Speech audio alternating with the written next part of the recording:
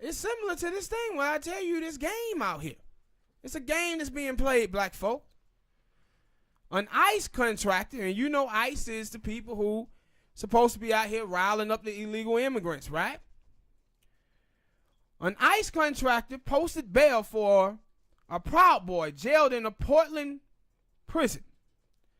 The dude was who was in jail for assault. He paid a $750 payment to get him out.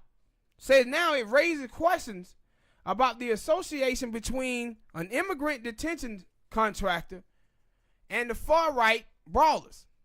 The Proud Boy, Donovan Philippo, was indicted on February the 27th and booked on charges in county jail on March the 12th on felony assault charges and misdemeanor assault charges for allegedly attacking a man on a Portland sidewalk in June. The contractor name is Nicholas Carfels. Now, we have ICE, someone who's from ICE, bailing out a group that is pretty much white supremacist. We have James Comey, y'all may know that name, former FBI director. And James Comey warned that white supremacist groups have infiltrated the local and state law enforcement, indicating it was a significant threat to the national security in this country. This is James Comey, the former FBI director. In 2006 bulletin, this is back in 2006, they said the same thing about white supremacists have infiltrated police departments in this country. Do you think that's a coincidence that white supremacists have infiltrated law enforcement, the FBI say, and now we have all these black people being shot and killed by police officers? Do you think that's a coincidence? Think about how much you see the stories of these police officers who are getting caught that got white supremacist ties. This ain't a coincidence, people. Like, this is happening right now in black America, in the United States of America, where you have the abortion stuff, you have this ICE contractor posting bail for a Proud Boy, Jane Comey of the FBI telling you that white supremacists have infiltrated the police departments. You have the president of the United States of America talking about kicking immigrants out of the country of all stripes. He's talking about Mexicans are rapists and murderers. He calling Africa and Haiti shithole countries. But you never see them mention anything about the Canadians moving into America. Anything about the white Europeans coming into America. Anything about the white Australians coming to America. Remember when Donald Trump was out there telling you, why don't we let people in from Finland or Denmark? I thought we did. No, we let them in, but he's talking about let's focus on them to let more of them in. You know why he want more of those people in? One, because he's a dummy. He'll dummy because Finland and Denmark, both of those are socialist countries. So you come over there, you bring them people from over there, you bringing in a bunch of Bernie Sanders. People who have the ideology of Martin Luther King Jr. That's what Martin Luther King Jr. was, a democratic socialist.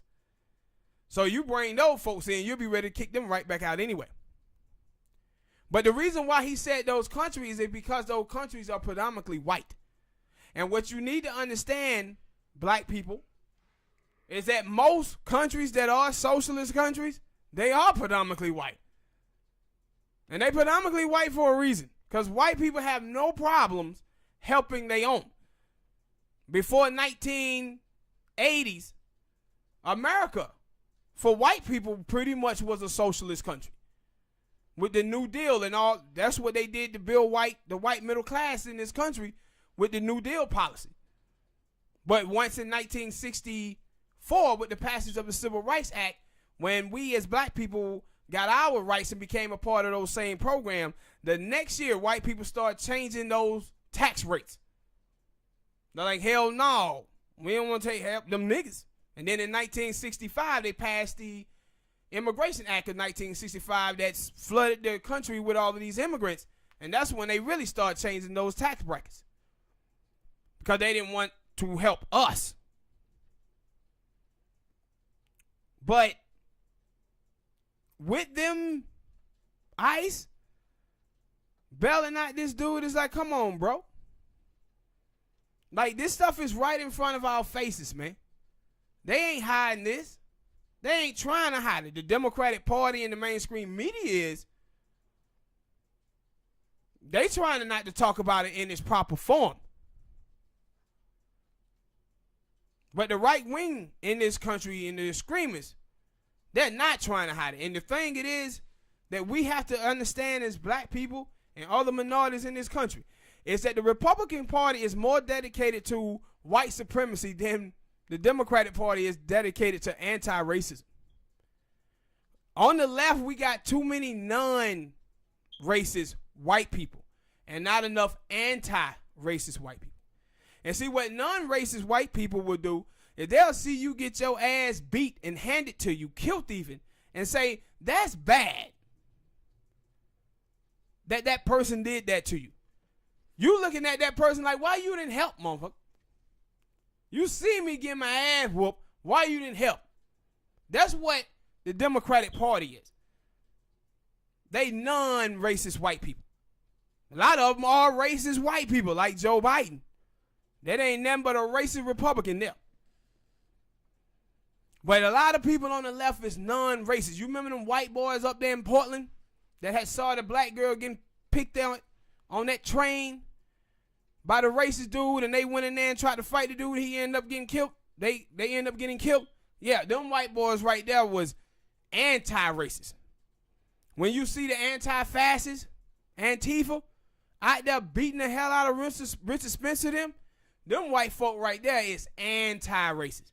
They ain't hearing it. But the most of the white people that you see in your mainstream media, and the most of the white people you see in Congress, those white people are non-racist. Those are people that see something happen and say, oh my God, what Trump said is bad.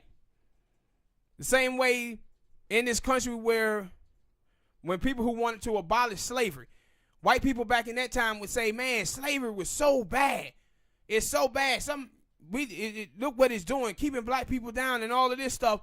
But so many people who wanted to abolish slavery came around and said, oh, yeah, you're right. Slavery is bad. Let's do something about it. Those same white people went to attacking the people who wanted to abolish slavery.